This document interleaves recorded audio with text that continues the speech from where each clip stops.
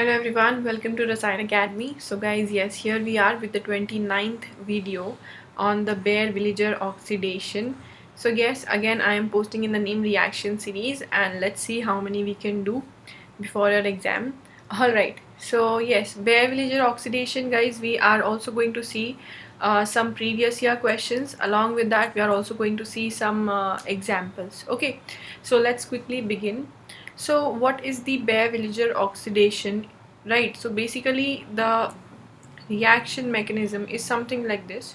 You start from a ketone and then you get the rearranged ester, right? So you get the rearranged ester from the ketone. So this is the overall Baeyer-Villager oxidation. I have written the mechanism and some very important points about Baeyer-Villager oxidation. So the mechanism is very simple.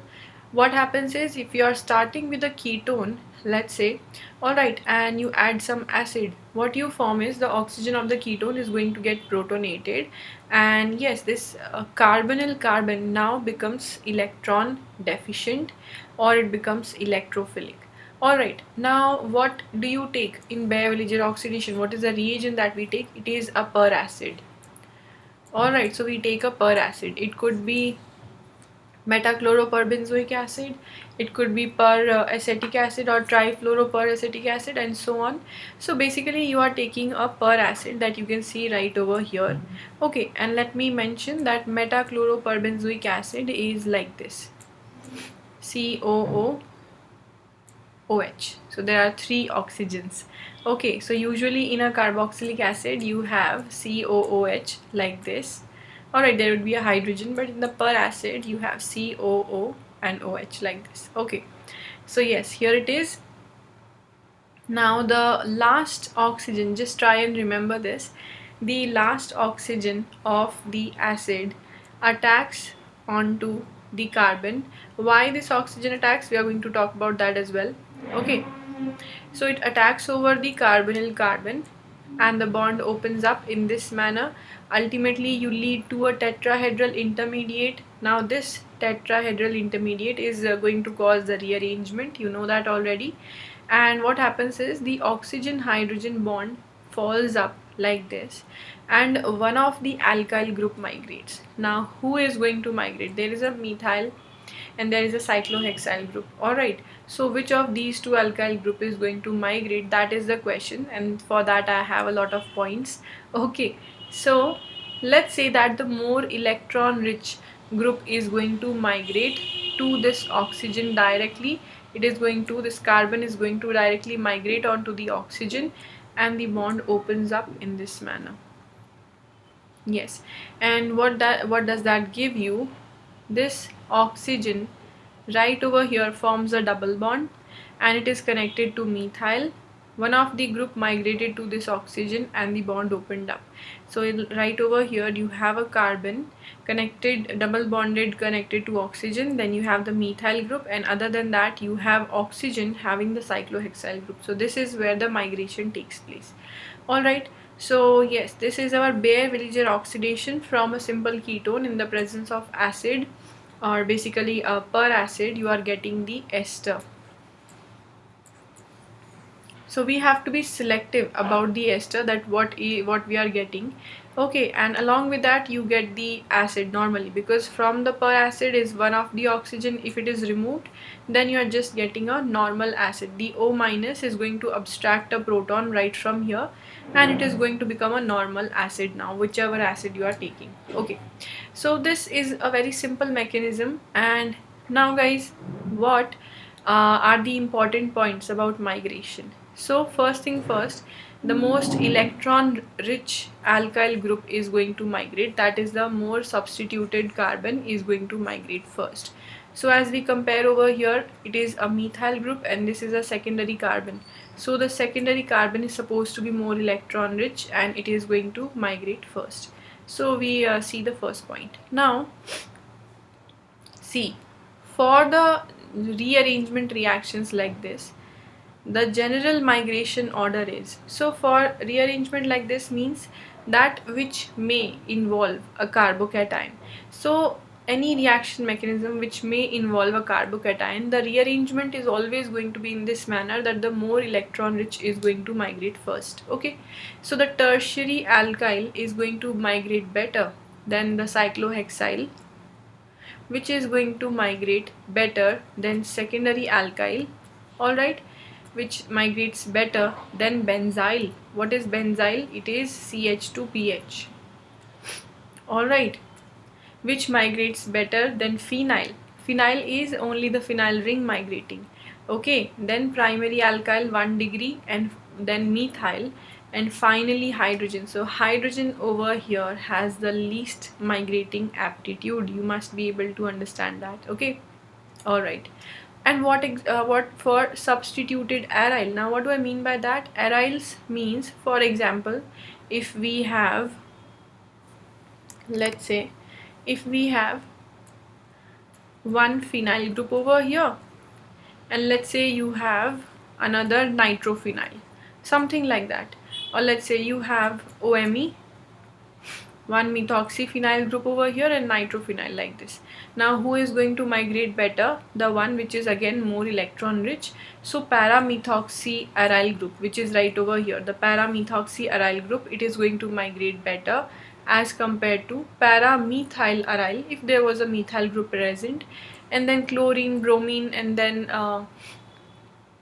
nitro and so on. So basically what we are talking about over here is that, alright, this is something wrong with this, ye nahi hoga yahan pe. So you just have the para nitro aryl. So what we are considering is, guys, that the more electron rich group migrates. So if we are comparing between the nitrophenyl ring and the methoxyphenyl ring, definitely the oxygen is going to be more electron rich. It is going to cause resonance into the ring plus R effect, and that is why it makes the ring more electron rich. So it is going to be a better migratory, yes, option. Alright, so I hope that you understood how is the migration happens, right? These are some important points. If you want, you can note them down while writing the mechanism.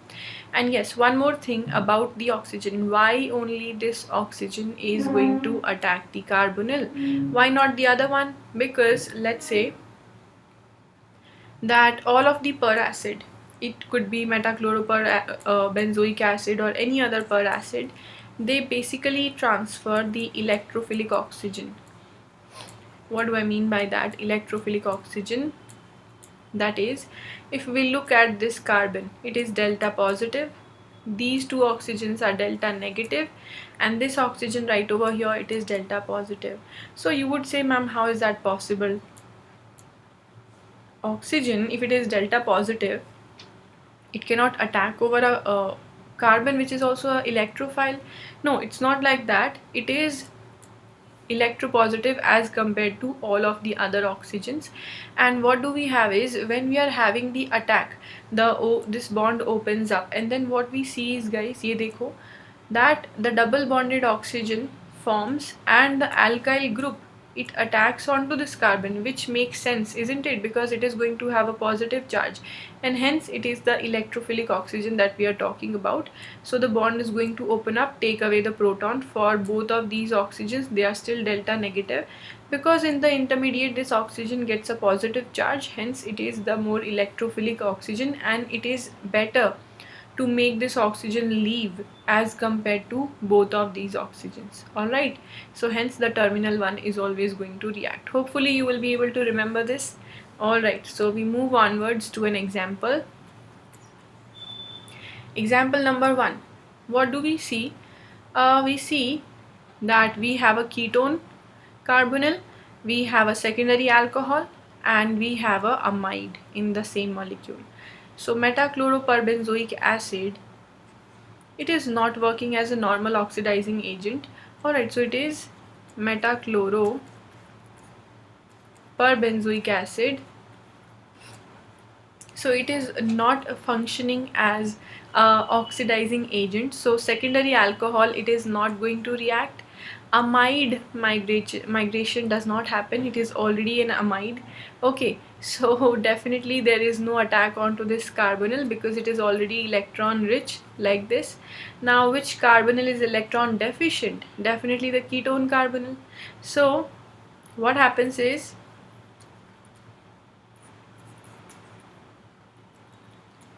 if we try and draw, alright, so this oxygen is going to attack over the carbonyl, which takes up a proton, and further you get something like this. Alright guys, so as always, I think that you are trying out the mechanism by your own, first looking at the whole solution. Yes, isn't it? Okay, so you have a OH bond, and now you also have a tertiary butyl group and the oxygen connected in this manner.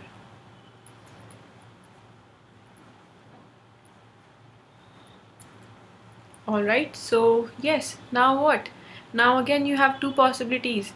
The bond, when it falls up to form the carbon-oxygen double bond, one of the alkyl group migrate. Either it is this cyclobutane ring, or otherwise it is the tertiary butyl group.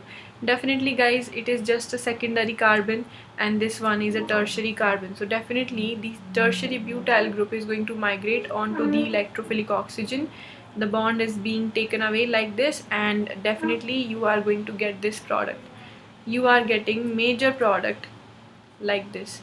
Hopefully you are able to draw the mechanism by yourself as well. If not, then try and repeat it by yourself without looking at the solution. So this is your major product.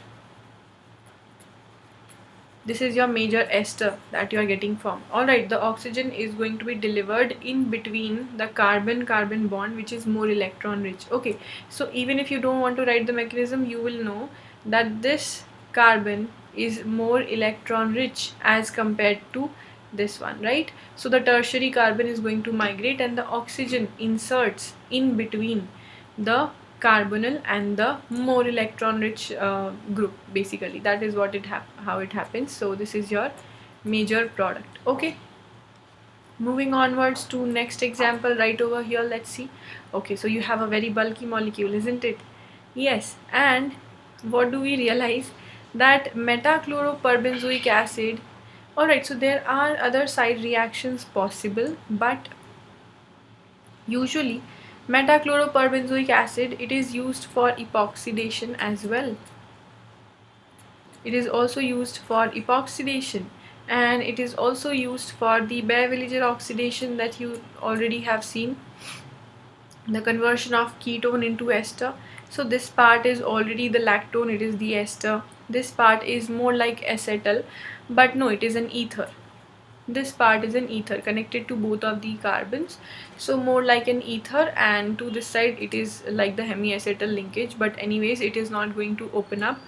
Alright, the only part which can react is the ketone, as well as it can also react with the alkene. But the thing is that the alkene is also electron rich, but the thing is that when you already have a ketone, the first attack of the let's say you're having metachloroperbenzoic acid, the first attack of the acid oxygen is going to take place at the more electron deficient center. Why is it electron deficient? Because now it is going to take away a proton from the metachloroperbenzoic acid itself.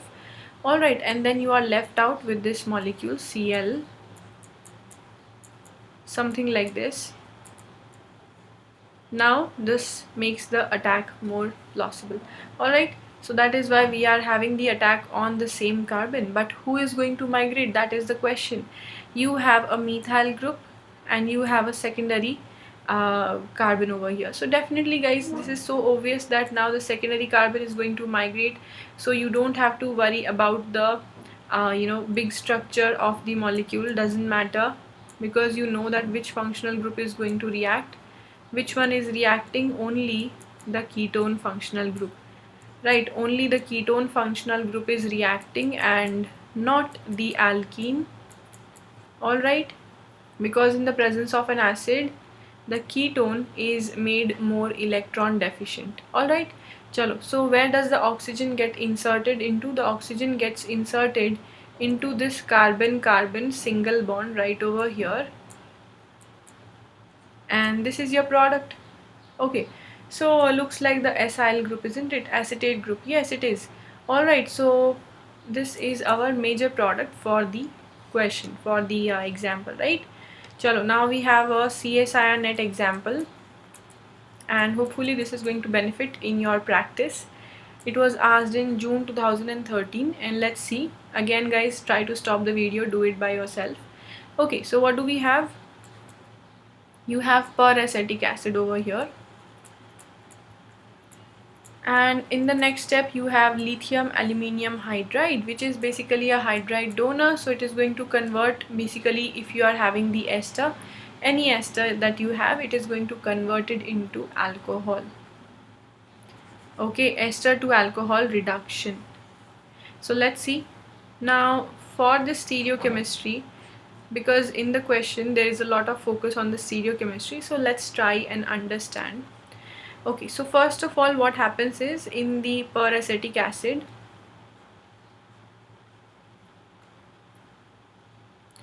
it's going to grab a proton. There is going to be a positive charge on the oxygen, and the carbon is electron deficient, so the attack happens like this. And let's say this is what we have, OH, a tertiary intermediate basically.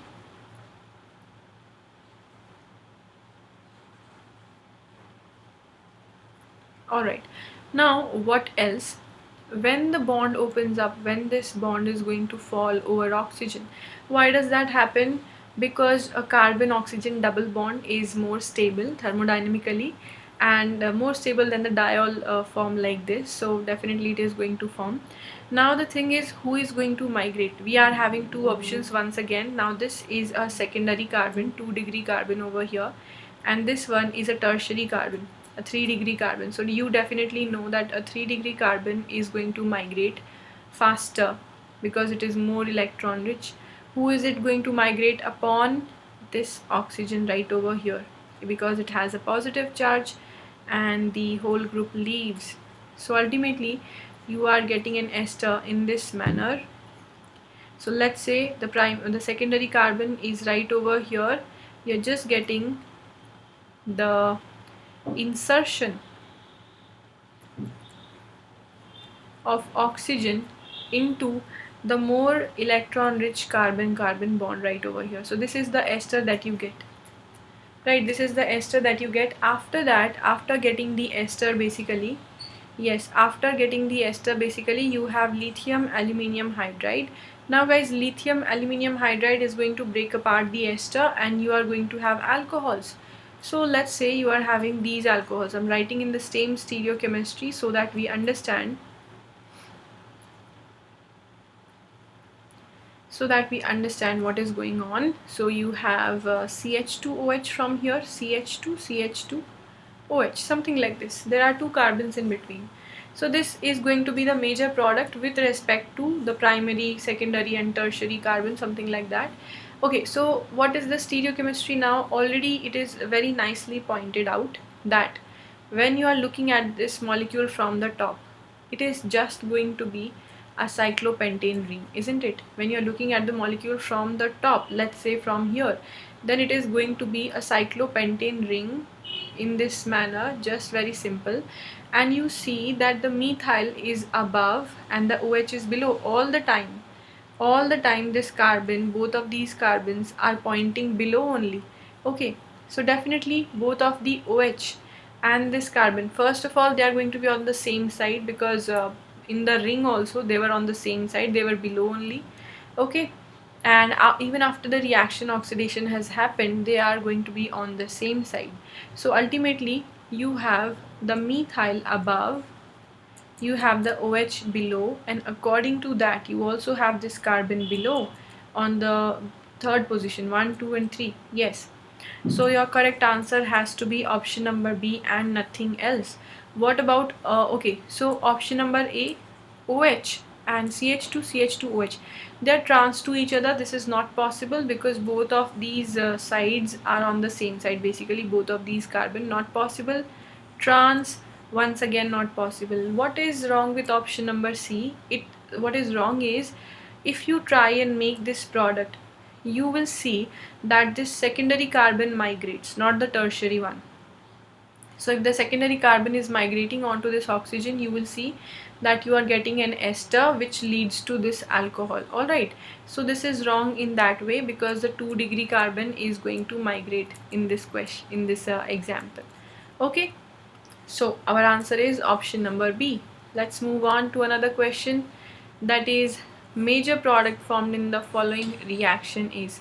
So now guys, the thing is, in this question we only have a very specific product, like, so what is the specific product we are looking at? In the question we have trifluoroacetic acid. Okay, so the trifluoroacetic acid is basically giving you two reactions. It can give you the epoxidation, or it can also give you the Beer-Villiger oxidation. And in comparison with the metachloroperbenzoic acid, it is less electron deficient. Basically it is trifluoro, so more electron withdrawing group of the fluorine. So yes, the oxygen that we transfer is going to be even more electrophilic. Alright, so more electrophilic oxygen transferred.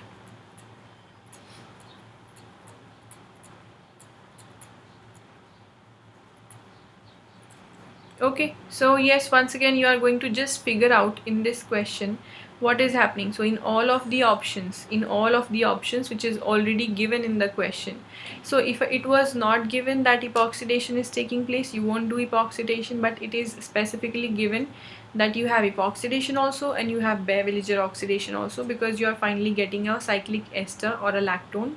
So what you do is, you first of all see what is the stereochemistry, what is the Beer-Villiger oxidation possible. This is once again a secondary carbon, and this is a tertiary carbon. So definitely the tertiary carbon migrates, so you must be very quickly able to answer this part. And the stereochemistry does not change in migration, guys.